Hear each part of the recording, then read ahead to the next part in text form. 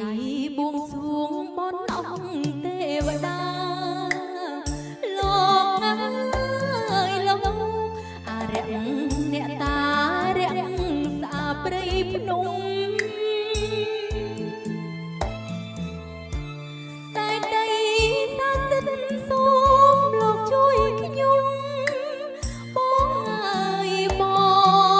ងឲ្យបងសុខុមពីក្តីមរណា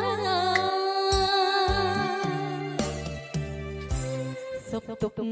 យ៉ាងណា